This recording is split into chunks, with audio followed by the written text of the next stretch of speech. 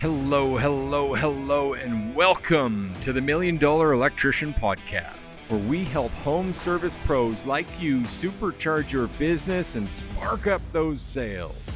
I'm Joseph Lucani, and together with my co-host Clay Newmeyer, we're here to share the secrets that have helped electricians sell over $1 million from a single service van. Now it's time for sales. It's time for scale. It's time to become $1 million electrician. Hello and welcome back. Again, we've got a great guest with us in David Naples. David's been doing some magnificent stuff over on the east side of the world, the U.S. David, where are you again, brother?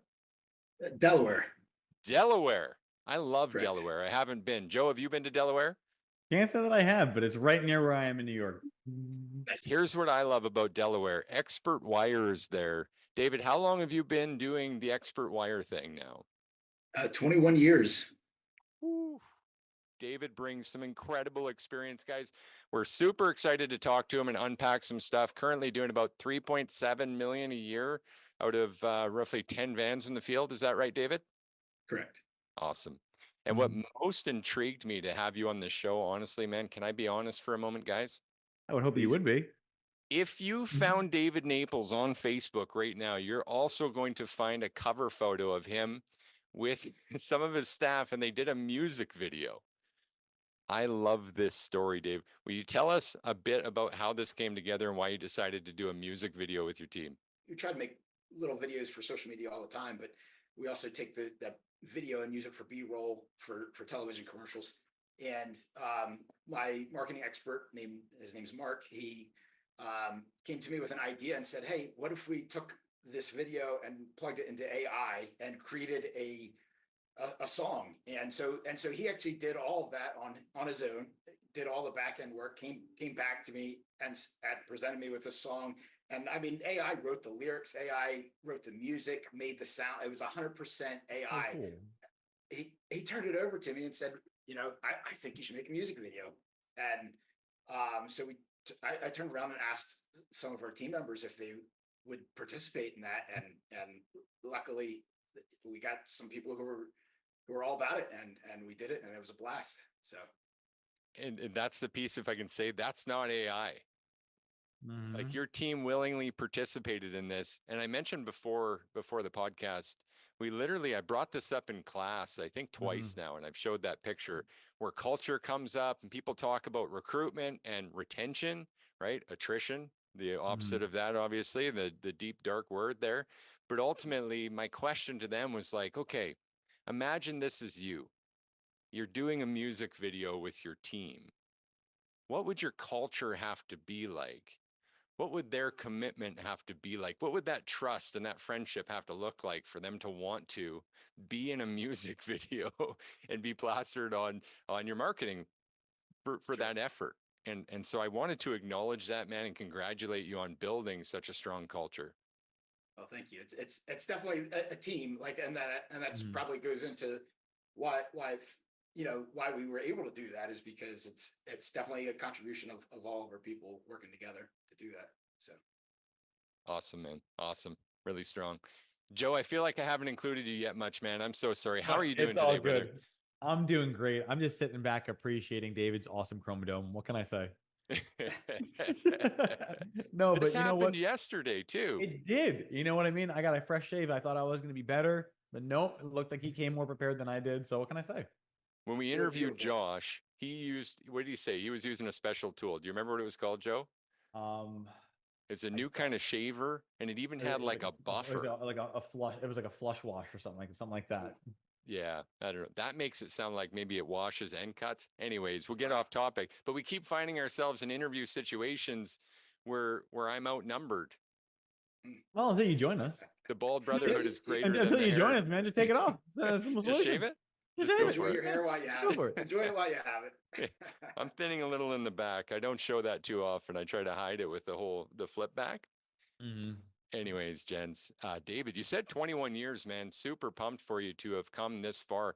You started from scratch then, Expert Wire? Was it yours right from the ground up? Yep. So my partner, which is actually my ex-wife, we started together. We're Mm, still partners today, wow.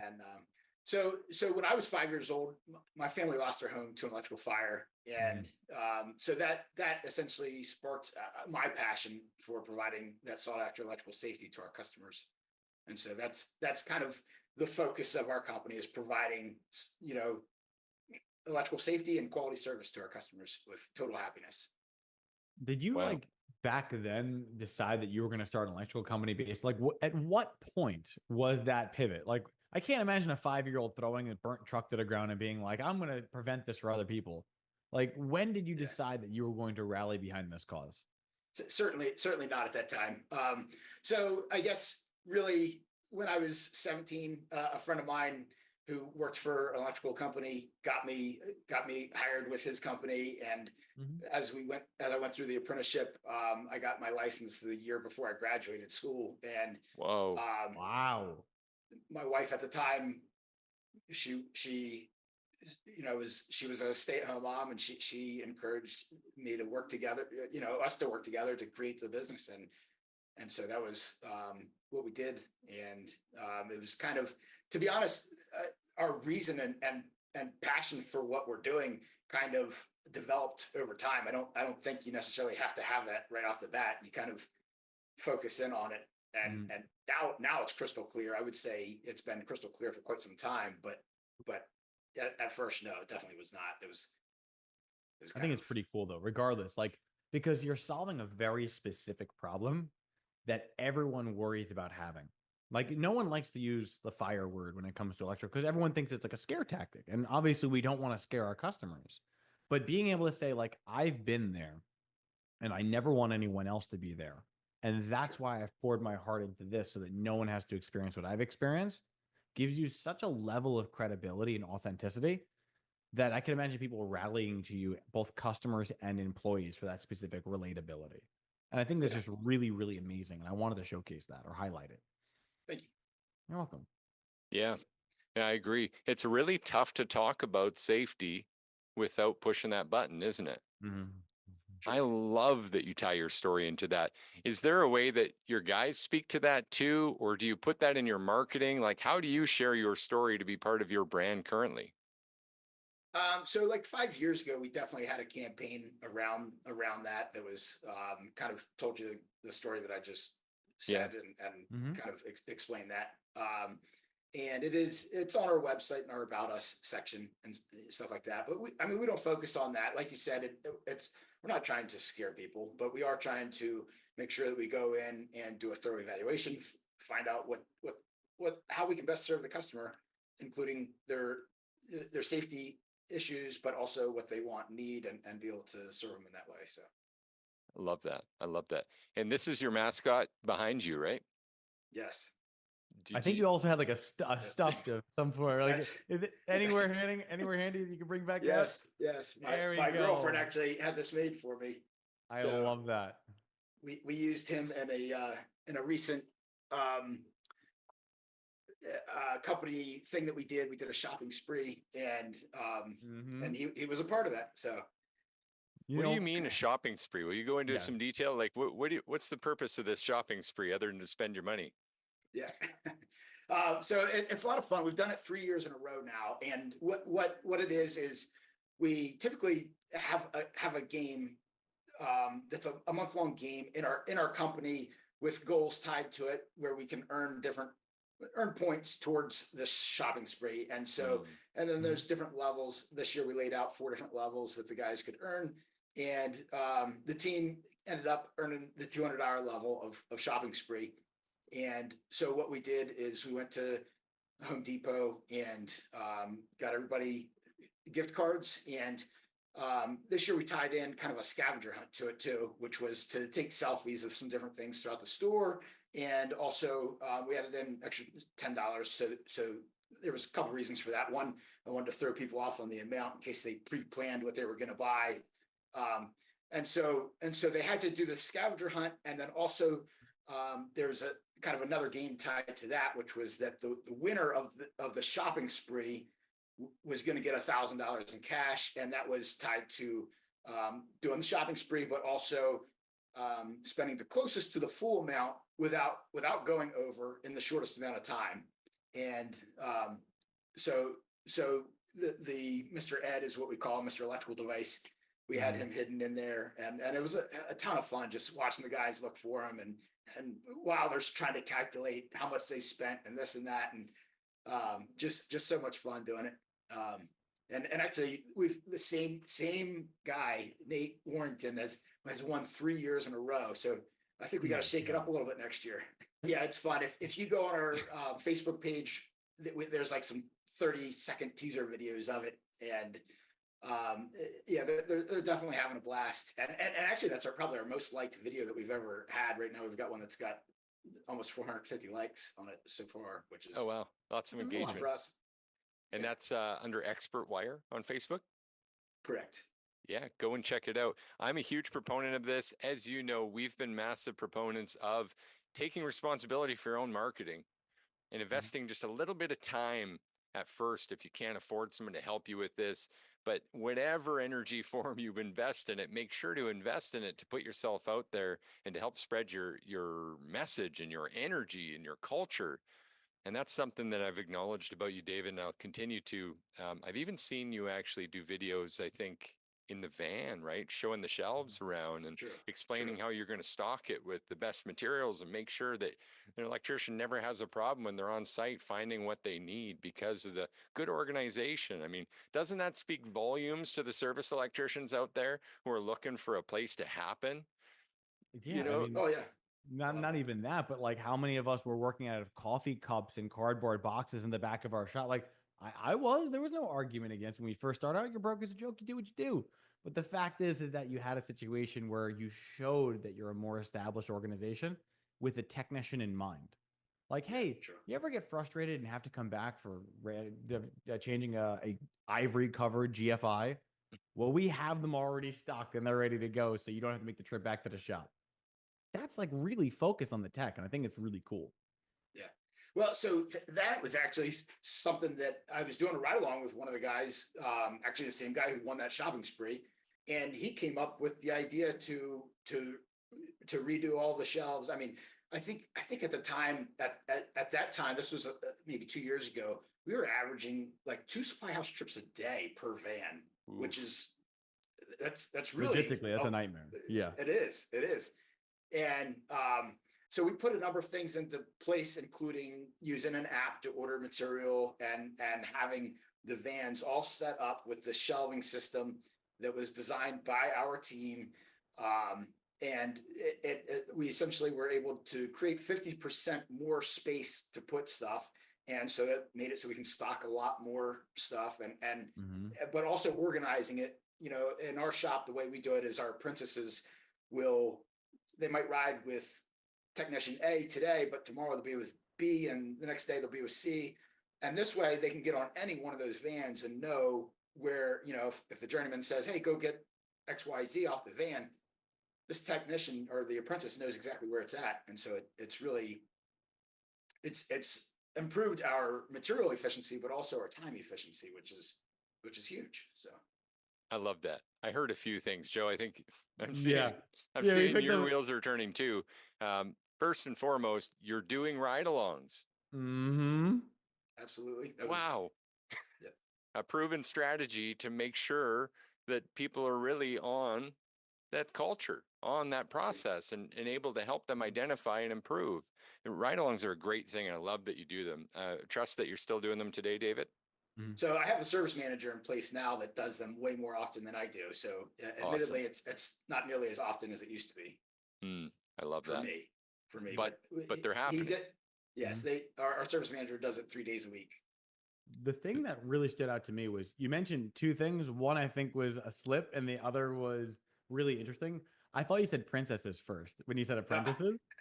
So I was like, timeout. What kind of position is this? I was like, I gotta know what this means. But the second thing is that it seems like you've got such a culture, because it keeps coming back to it. Our team designed this, and the team designed it with 50% more efficiency. And they were the ones who brought it to your attention of doing these things. Like, how good is it knowing that you have people that are contributing towards the overall mission rather than being what most business owners feel like, where they have to carry everything and lead everyone rather than have a community effort push forward? Like, that's Right. got to be a difference in how does that feel? No, it feels great. I've definitely heard other people talk about it, but I don't want to be the smartest person in the room. I want people around me who have ideas, and so that's definitely a big part is listening to your people and figuring out ways to work together in a better, more efficient way. I love that. Yeah, really good share. And that was going to be my next one I pulled out too. Awesome that you're taking that constructive feedback from the team. And it doesn't necessarily mean that you have to take everything. And I'm sure this is your experience too. But just listening and acknowledging that that's there and having a review where it seems to make sense could be enough to create an initiative like David did here and create a big change, right? And that all led to this position that started this conversation in the first place, which is, well, why don't we showcase this now?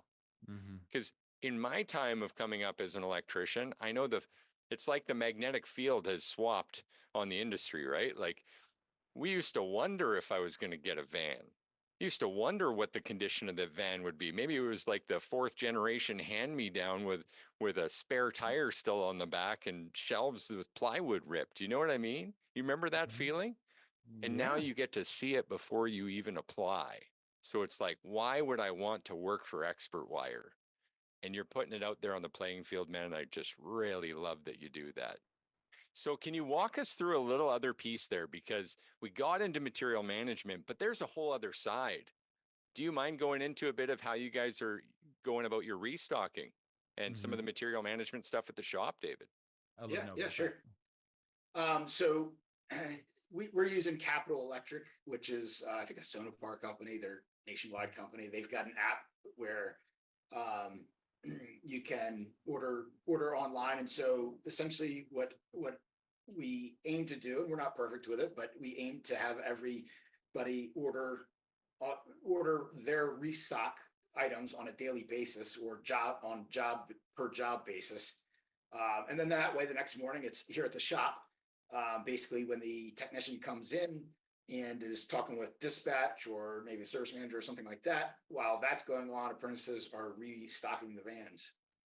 And so that process in itself, two years ago, we were at 21% cost for our material and our cost of goods sold, and got it down to 17%.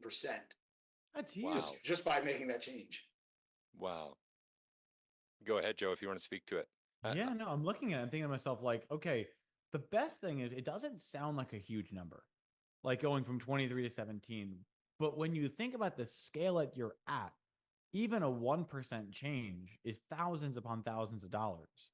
So for you to be adjusting and making a 5 to 6% positive in efficiency, that's a tremendous amount of improvement. And I think that's really worth noting. Not to mention the time that we saved in the supply houses. I don't know what that number is off the top of my head as far as like the percentage that it improved. It's a burn time avoiding as well, because like, I don't know about you, but I know that when I would go to a supply house and I went and I saw the Klein wall and I was working on a project, there was something I was probably going to buy. Right. And the thing is that it's almost like having your orders delivered for you. It stops the impulse purchase that you would need, or, hey, I don't have these on my van, so I'm going to buy more that I need now. That way I can have it later. It's already ready. So you're finding that the in-person impulse purchases are probably also down as well. True. I would imagine that's true. I want to take it a level deeper yet if we can, because I think there's still a couple of tidbits here that we don't go in the depths of often, but they help people with some clarity. Are you using a bin system or something for materials in the shop in the morning? How do they know what materials are for the job or what materials are for the van, etc.? Yeah, great question. So we have one guy who's our trade administrator or material manager, and that's his job is to get all this stuff set up. So he's got, and our property here is very small. We're on 1/3 of an acre is our total lot here. And so we've got kind of storage containers or like shipping containers is our warehouse essentially. Mm-hmm. And in those containers, we've got shelves set up where this shelf is for van, whatever van number it is. Yeah. This shelf belongs to that van, and so the guys can go in. Our material manager will put all those material on the specific shelves so that they can know quickly whose goes to what van. Did I answer that question? Yeah, for sure. No, that helps. Paints a much more vivid picture. I know it's easy to breeze over and we kind of have assumptions about what others know, but just keeping in mind that we've got people listening who are starting out their first day of business. We've got people that have been 10, 20 years like yourself in business doing millions already. So it's good to just paint the picture. You mentioned apprentices a few times, not princesses, but apprentices. And there's an ongoing conversation about that ratio in a service business. It sounds like you've got a number of apprentices. Do you have an opinion on how many apprentices, you should have, or what you guys like to run with in your experience to be able to help with these units? Great question. I would say whatever the maximum that you can possibly take on at a time is what you should have, because that's your farm. You're farming up the next generation of electricians, creating the next service techs. And so for us, it's two apprentices for every 3 journeymen. And so kind of my reasoning for that is that if we have some techs that call out sick or go on vacation or something like that, I don't want to have apprentices not have someone to go work with, but at the same time, I want to have as many as I could possibly be training up at a time that we can. I want to shift gears and I want to ask a bit about your journey if we can. Sounds good. You said you're at about 3.7 million per year. Humbly, I mean, you come across a very humble guy. You've delegated lots. It sounds like a great organization that you're happy just like being the brand ambassador and leading these guys. Has it always been right from day one, kind of this $1 million plus company? Was there a journey to the first million that you recall, like distinctly standing out? Could you shed some light on what their earlier days looked like? Oh yeah. It was a 20-year overnight success, right? Yeah. No, but so the first at 10 years in, I was sitting in my bankruptcy attorney's office getting ready to file. I mean, I had gotten off the path of doing service and got to the new construction. That obviously didn't work out very well. Knock on wood, I never did file bankruptcy, but we were there. Yeah. I was to the point where vehicles repossessed, a year of not making a mortgage payment. My house was about to be taken. I think I scraped together $1,000. Had a really good friend of mine, actually a mentor, helped me out with a pickup truck, got me back on the road. And we really, that mentor was kind of the one who directed me to get really focused on service and said, look, man, you gotta put together the plan and stuff. And so I would say from probably 2013 to 2018 was grind. I mean, at least the first, at least 3 years was working 80 to 100-hour weeks. And that was 40 to 60 hours in the field and then coming back and doing 40 hours of office time. I built my own website. I built all the systems and processes and stuff. This was before I got into any. Now we're part of the Nexstar network, which gives us some great systems and stuff and whatnot. But this was before any of that. I think we got on Service Titan in 2019, which is a software, CRM software. It's a really, really good one. And they put out a podcast called Tools of Titan, or the Toolbox for the Trades, or something to that extent.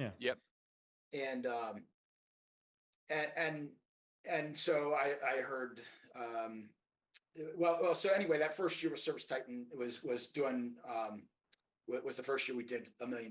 So that was 2019, I believe. Wow. Congrats. Yeah. Thank you. Yeah, very cool. So 2019, and then over the next few years, you've been able to continually grow that. What do you think then really unlocked for you? Was it just Service Titan? I mean, I find that hard to believe. It sounds like you were on the way and Service Titan became sort of a tool in your tool belt. But what unlocked for you guys? What what changed for you that caused this growth? Um, probably a lot of things really, but I would say focusing on processes, focusing on doing processes, whether it's the guys in the field or in the office, either way, every position in the company has to have specific processes. And so focusing in on that and getting that right was probably the biggest thing. And then learning to communicate and rhythm. That's something that my coaches have really focused in on is we do regular meetings. You know, if you've ever read the Traction series, the Entrepreneurial Operating System, that's a great resource for that. He talks about, you know, you want to meet on a daily basis and kind of lay out your day. On a weekly basis, we do what's called a level 10 meeting where all of our managers will come together and we'll lay out all of the issues that we're dealing with for the week, and go through and try to solve those.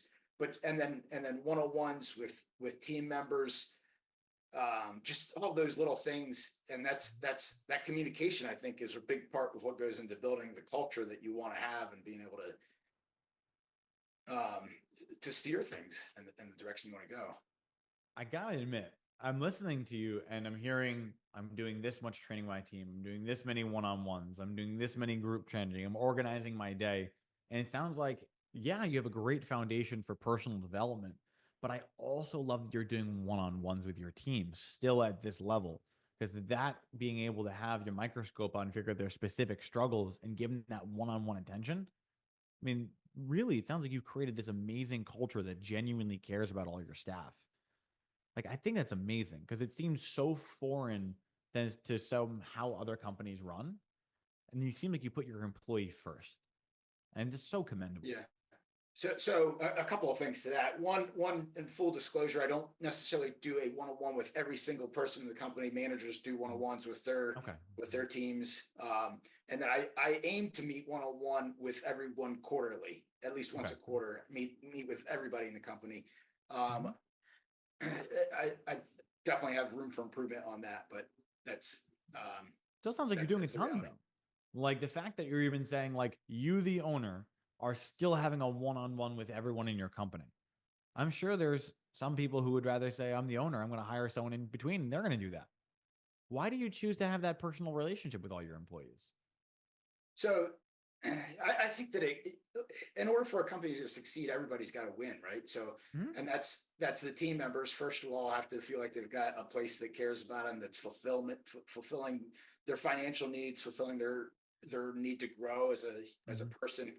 And then our customers have to win, of course. And if all of that happens, which if our team members are winning, they're going to give our customers the best experience possible. And then the customer continues to do business with us, the company wins. So I love where this went, because I was going to ask, well, who do you decide to have one-on-ones with, knowing we all have just 24 hours a day? So again, it is commendable, I think, to commit yourself to being involved in quarterly one-to-ones with everyone. Can I ask a deeper level question? What are some of the important things that you aim to talk about in a one-to-one that involves you and someone maybe in the field staff on your team? So it's really about them. It's whatever they want to talk about.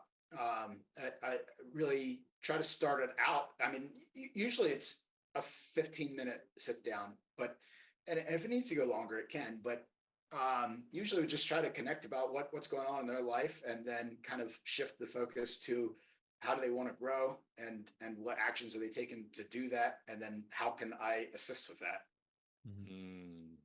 Okay. I got to go deeper again. I don't often dig in this deep, David. I hope you don't mind. But how do you track those things then? If they tell you, well, this is where I want to go, I actually want to be your service manager one day. Do you keep like a golden journal? Do you have a certain place you might record stuff like that so that you don't lose it? I mean, with 25 staff, that must be pretty important, right? It is. I don't know that I do it the best way possible, but I do have just a notebook that I record it all in. I write down every conversation, and then I'll kind of review it before the next one-on-one, and kind of go back and read the last couple of interactions that we've had and see where we're at. And awesome. I love that. Do it that way. The fact that you're even tracking it, it's not like hey, I've got like a closet full of Post-its that I just keep throwing in there, and eventually I'm going to go in and see what sticks to me when I come out of it. You know, oh yeah, hey, what do you know? John wants to actually become a manager. Here, we put that on the table. So another cool thing that we do is every December we focus on personal growth, really. Rather, like, so we do training 3 times a week in our shop, which Tuesdays is technical training, Wednesdays is service system, and then Thursdays is objection training. Love it. Okay. And sounds solid. And with that, and then in December we like to shift it to developing the individual outside of work. And so we kind of dig into, first we'll do kind of a wheel of life, if you're familiar with that, which is kind of to say, what areas of your life do you feel like you need to work on? Because it's not about what I want, it's what's going to benefit you as an individual, as a team member here. And so these sections might be, one is relationships, and one is finance, and one is your career, and one is your spirituality, one is your fitness, your health. You know, what do you eat? How do you work out? How are you spending your time? What are all these things? And so you go through and rank yourself 1 to 10 on each of these different things. If you look this up, Wheel of Life on Google, you'll find all kinds of examples, but rate yourself 1 to 10 on these different areas of life. And then you'll notice when you fill that out, you'll kind of shade it in, and you'll notice that there will be some areas that are expanded further than other areas. And so the areas that need some work, that's kind of the way to say, okay, well, maybe I should put a little bit of attention this year into my relationships, or my spiritual growth, or whatever area that is for you, and so from there we start talking about goal setting, and we talk about habits. We dive into Atomic Habits is a book that I really like to dig into, and kind of how do we set ourselves up to make the changes that you identified, that you said, okay, well, I'd like to do better here. Well, how do you do that? And so we try to come up with an action plan. And by the end of December, we try to lay out that everyone's got their own individual action plan for the year, to say, okay, well, this year I want to do this, and here's how I'm going to do it. Yeah, that's really good stuff. We did actually use a similar wheel earlier on when we started the service loop, the beast that it is today. When business owners came in, we had a similar wheel, and what we would say is, because you'd end up, like you said, with different shaded areas. Something might be a 10, next thing's a 7, next thing's a 4, and it's like, okay, if you took this off now and put it on the ground and tried to push it, how well would it go, right? Would it get stuck? And it really is holding that mirror up to those little places that we can, I don't want to say forget, but we kind of avoid. I think I heard this recently, and it's really been sticking in my mind. I think it fits here. Is like, the results we seek are in the work we avoid. And it's really easy to just kind of miss how many days in a row we've gone, well, I'll exercise tomorrow. Well, I haven't exercised in a week. Well, it's been a month, but hey, it's almost the year end and January's coming and we can restart. That said, man, huge praise to you for doing that. I honestly, I don't know many electricians that are making December, or any month for that regard, about the personal development of their team. Although I can see, I'm a huge proponent of it. I could see how that would develop everyone going into the year ahead. What made you to decide to do that, David?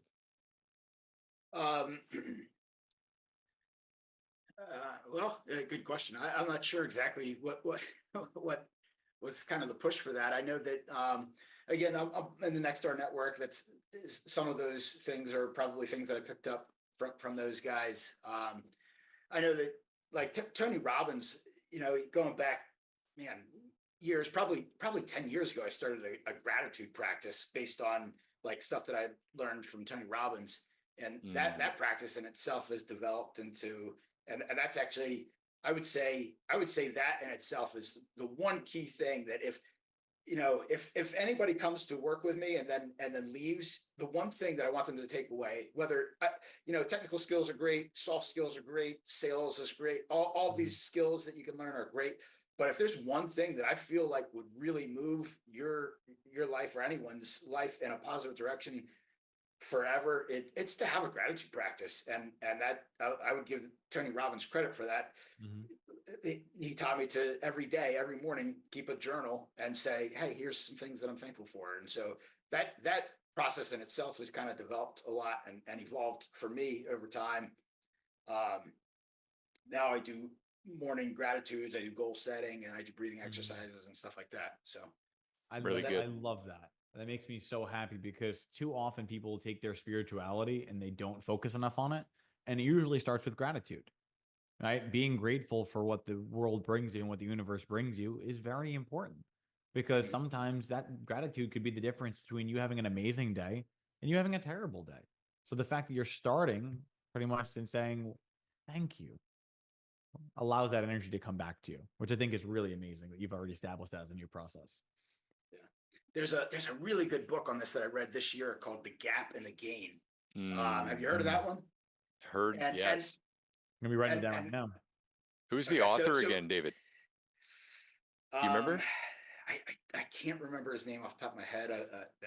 This has been recommended a few times. I haven't heard or read it yet, but please continue. What do you love about it? He also wrote a book called Who Not How. It's the same author that wrote Who Not How. It's Dan Sullivan. Yes. Okay, so The Gap and the Gain, essentially the principle behind it is that human nature is to focus on the gap, to say, okay, well, hey, whatever I did this year, that's great, but I didn't do this yet. I didn't reach, hey, I set a goal to hit $5 million in revenue. We didn't hit that. So there's this huge gap between where we're actually at and where I want to be. But the truth of the matter is that does not serve me to focus on that gap. What can actually serve me is to look back and focus on the gain. And so that's what he's talking about, is the gap and the gain. And so the gain is that, hey, we did have positive growth this year. We did have positive net income at the end of the year. Not just in business, but every area of your life, I recommend kind of looking at it that way. And that's a really good book. Definitely check it out. Because of that, I actually put together a new practice, which is at night, I do at 9:10, I've got a reminder on my watch that goes off every evening, 9:10. And whoever is with me is going to hear about my wins for the day. And whether you like it or not, you're going to hear my wins for the day. And awesome. So we come up with 3 wins and then talk about what 3 wins that we're predicting for tomorrow are. Incredible. So you're starting the day with gratitude. You're ending the day with positive affirmation and projection. Yes. So you've continued the ball to start from the moment you've woken up to the moment the eyes close. That's a great personal practice to adopt. Yeah. Great practice. I don't care where you're at in life. I think that stuff, like literally, if someone left my company tomorrow, if they took that away, then I feel like I did my job. That's it. I start my day very similarly. I believe in starting every day with gratitude, and as well as also seeking for forgiveness for the things we need to improve on, and being able to end the day in that same attitude and that same level of forgiveness asked for. I mean, it's a beautiful thing. So I can't encourage even more people to do it. I think it's phenomenal. Nice. I got to respect your time, David. We're running out. And speaking of gratitude, like, we're so grateful to have you here and get to talk through this. I've got a couple of last minute burner questions if you're ready for them. Sounds good. I split this one up a little bit in my mind here. I think this is going to work well. If you were to give advice to someone listening who maybe is from the first kind of quadrant of your career, your expert wire journey, maybe in the first 10 years where you were still struggling and trying to figure out some of the principles of what you are now, what advice would you give that person listening to us today? Yeah. Get a coach. Get a coach. Get a coach. Coaches save you so much time. It is. Yeah. Fair enough. We get to make mistakes for you. That way it's like you can learn from our mistakes rather than having to make them yourself. Yes. Fair enough. 100%. That was not a paid plug for us. David's got his own coaches. We're just happy to have you. The second question then, on the latter half of this journey where you've been able to get this figured out and now, focus on relationships and leadership and the processes, what advice do you give that person listening who's maybe aspiring to go from 1.5 to 3 or 4.5 million a year? Yeah. Focus on gratitude, focus on building relationships. I think that's really what it comes down to. Awesome. So Was there anything else that you wanted to share today before we cut this? I can't think of anything. This was a lot of fun for me. I definitely am having a powerful day. So thank you guys. It was Awesome, mutual, man. man. It really was. It was an absolute pleasure having you here.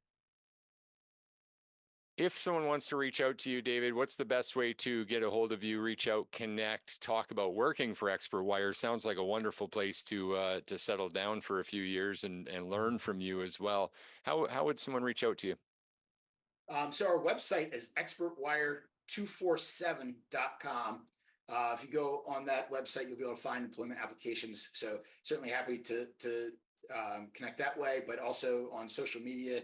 I'm on Facebook, not really on anything else, but David Naples on Facebook.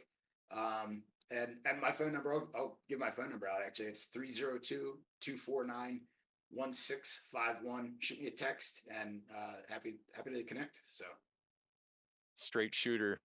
Huge praise for you today. Thank you so much, David. And thank you guys. We'll see you again next week. Can't wait to see you soon. Right. You'll be well. Thank you, guys. And that's a wrap for today's episode of the $1 Million Electrician Podcast. We hope you're buzzing with new ideas that charged up to take your business to the next level. So don't forget to subscribe, leave a review, and share the show with fellow electricians. Together, we'll keep the current flowing.